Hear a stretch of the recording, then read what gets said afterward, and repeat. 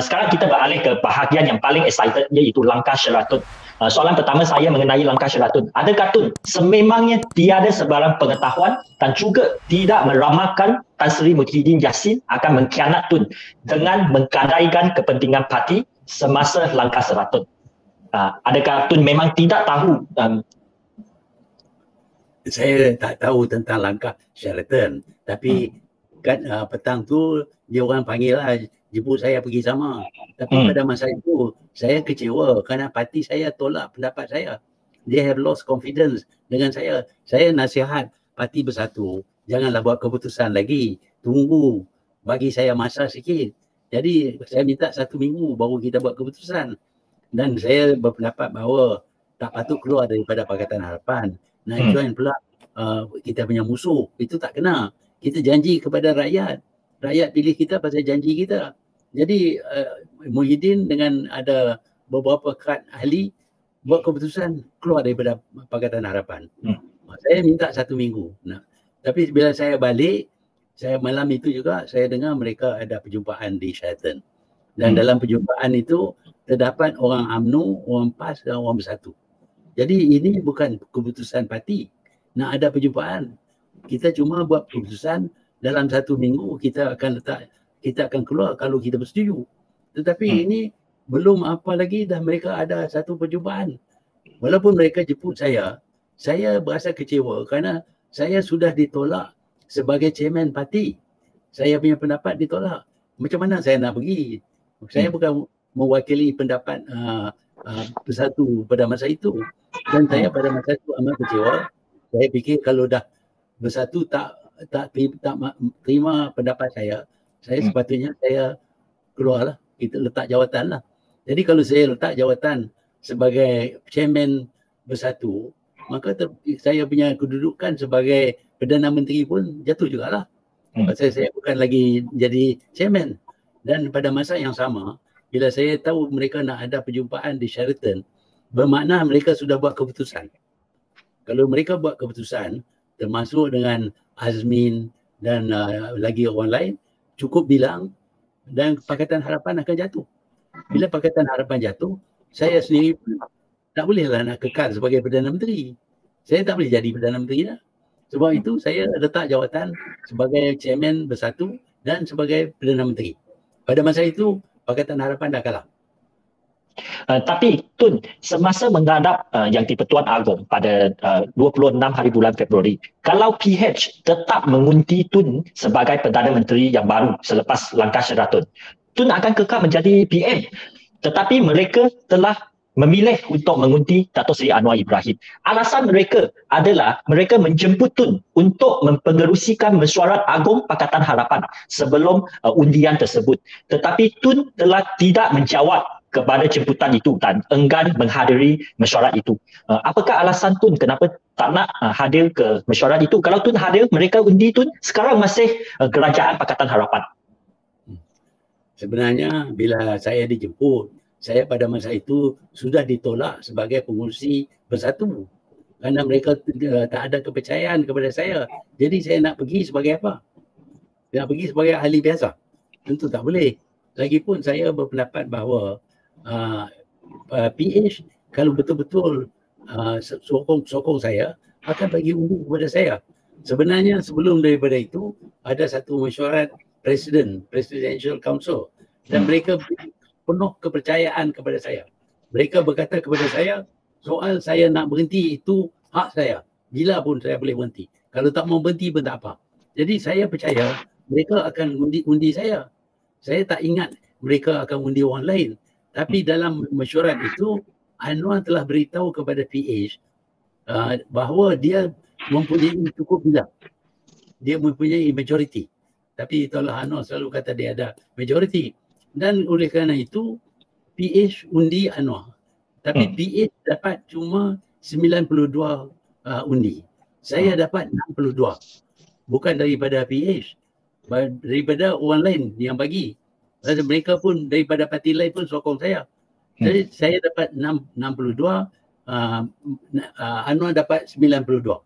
Kalau 92 tu dapat kepada saya ada 154. Saya menang lah. Tapi pasal Anwar kata dia boleh menang. Dia selalu kata dia boleh menang, tapi entah macam mana orang percaya. Dia tak boleh menang. Dato' Seri Anwar sentiasa menyebut he has number, but never become reality. That's make everybody know whether he has true numbers or not. Tun, satu soalan yang paling buat saya hairan dan ramai orang hairan ialah selepas langkah Sheraton berjaya, kenapa Tun tak nak masuk ke kem barisan Tan Sri Muhyiddin Yassin? Tan Sri Muhyiddin Yassin pada masa itu sentiasa menjemput Tun, sentiasa mengalu-alukan Tun, tetapi Tun reject dia. Apa alasan? Ramai memandang Tun sebagai seorang yang gila kuasa. Kalau Tun ikut Tan Sri Muhyiddin Yassin dan masuk ke dalam Kerajaan Pakatan Nasional, saya rasa sekurang-kurangnya Tun boleh dapat minister mentor sama seperti sahabat baik Tun yang telah meninggal dunia, Encik Lee Kuan Yew. Kenapa Tun tak mau join dan take back the powers and semasa you get the powers, you can determine the hala tuju kerajaan itu. Kenapa Tun reject Tun Tan Sri Muhyiddin Yassin? Ya, sebenarnya sebelum apa-apa berlaku, Hamzah Zainuddin sudah dapat statutory declaration, semua sokong saya sebagai Perdana Menteri. Jadi saya fikir nak jadi Perdana, ini menjadikan saya cukup kuat lah sebagai Perdana Menteri. Kerana parti lawan pun sokong, parti kerajaan pun sokong. Tetapi tujuan dia ialah supaya apabila mereka keluar daripada Pakatan Harapan, ambil saya sebagai Perdana Menteri. Jadi saya akan jadi Perdana Menteri kepada parti yang kalah. Saya tolak Najib, saya tolak pasal dia perbuatan dia. Saya janji kepada voters dalam kempen saya nak bagi jatuh Najib. Macam mana saya nak pergi bagi dia naik balik? Tak boleh lah. Jadi saya kata saya tak boleh terima. Saya tak boleh terima pasal saya tak mau jadi Perdana Menteri parti yang didukung oleh dipanggilkan kluster mahkamah. Orang yang salah ini, ada 5-6 orang yang salah ini. Orang ini perlu dibicara dan dihukum. Jadi macam mana saya nak pergi masuk parti itu? Lagipun mereka bukan kuat sangat. Jadi mereka ada kelebihan 2-3 undi saja. Kalau 2-3 undi mudah orang ugut nak bagi jatuh. Jadi saya kata tak boleh lah, saya dengan Najib saya tak boleh terima. Saya tak boleh jadi Perdana Menteri. Saya janji kepada voters, kepada undi, saya akan jatuhkan Najib. Ini saya nak penaik balik Najib. Jadi apa orang nak kata kepada saya, apa janji saya, takat mana saya pegang kepada janji saya. Saya kata you nak ambil lah. Saya tak nak jadi macam tu. Tapi sebab itu saya tolak. Walaupun dijemput untuk jadi Perdana Menteri, saya tolak. Tapi Muhyiddin kata dia tak peduli tentang janji dia kepada rakyat. Ini politik katanya. Dia nak jadi Perdana Menteri. Kita ambil lah. Dia tanya saya pendapat saya kata you nak ambil lah. Saya tak nak jadi macam tu. Saya bukan nak jadi Perdana Menteri saja. Saya nak buat kerja. Tapi ini dengan orang ini bukan boleh buat kerja.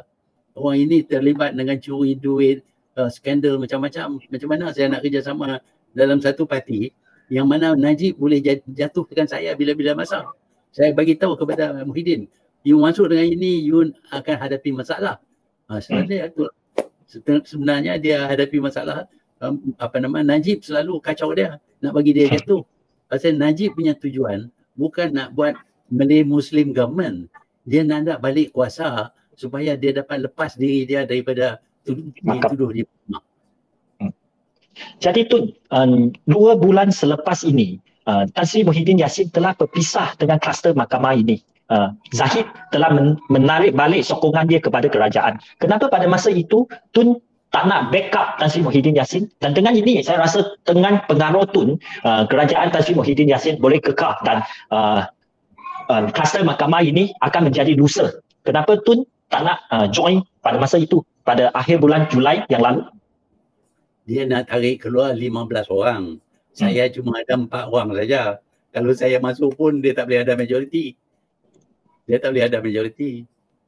Dengan panduan warisan Syed Saddiq yang dilihat lebih dekat ke betul? Semuanya sedar bahawa kalau masuk jadi kerajaan dengan adanya Najib dan akan ada kacau. Pasal dia nak minta supaya dia diberi keampunan, pardon. Itu dia nak, dia nanti kacau. Saya tak boleh buat kerjasama. walaupun dia keluar, dia nak tarik 15 orang, dia keluar. Sepanjang masa kalau saya ada dalam situ, dia nanti tarik lebih banyak. Pasal orang UMNO bukan 15 je, banyak lagi. Tun, apakah sebenarnya visi Parti Pejuang? Adakah ia ingin menggantikan Parti Bersatu atau UMNO? Adakah ini merupakan satu visi yang realistik memandangkan UMNO adalah begitu besar dan begitu berpengaruh?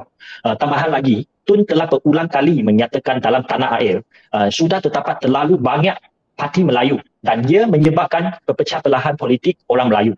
Jadi kenapa Tun masih menubuhkan Parti Berjuang ini?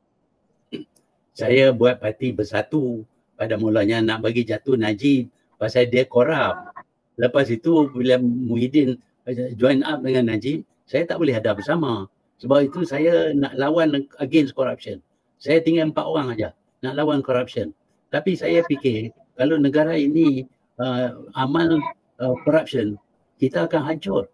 Kita akan hancur, kita tak boleh bangun. Sebab itu saya nak lawan corruption. Nak lawan corruption ialah saya cuma 4 orang saja. Tapi banyak rakyat lain ni bosan dengan politik. Pasal semua orang politik ni kira duit saja. Very corrupt. Jadi kalau kita against corruption, mungkin dengan kerana itu orang yang bukan ahli tapi yang nak lawan dengan corruption, mungkin mereka akan sokong kita. Jadi kita sebenarnya kita ada banyak jugalah peluang. Dan dalam pilihan raya kita akan letak sehingga 120 calon. Pasal apa? Pasal kalau dalam pilihan raya yang akan datang, banyak parti akan bertanding, tapi kebanyakan parti itu terlibat dengan rasuah. Jadi kalau nak pilih parti yang tak terlibat dengan rasuah, kita Pejuang tak terlibat dengan rasuah. Orang yang nak jadi ahli dalam rasuah, nak jadi pemimpin dan nak jadi ahli dalam Pejuang, nak jadi pemimpin dalam Pejuang, kita soal dulu. You nak masuk Pejuang untuk apa? Kalau dia kata, saya nak jadi wakil rakyat, no please. You masuk pasal nak bagi Pejuang menang. Kalau you menang, Pejuang kalah, tak guna. Tapi kita punya kita punya perjuangan kita. Tun telah umumkan bahawa Parti Pejuang akan bertanding sebanyak 120 kerusi.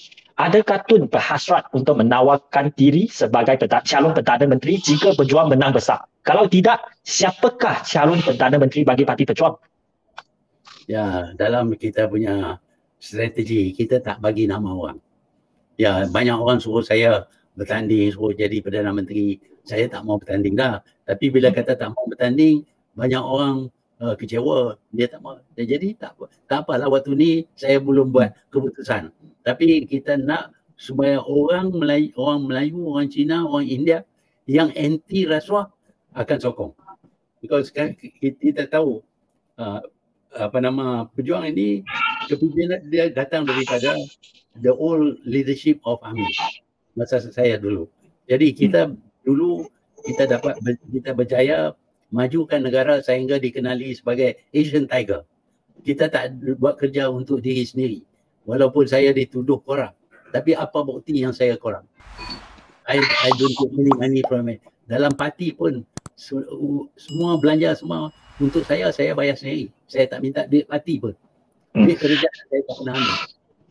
Jadi kalau I think some people believe lah. Some people kata saya pandai sembunyi. Mereka kata saya ada berbilion-bilion di Switzerland. Taiwan. Pergi carilah kalau ada.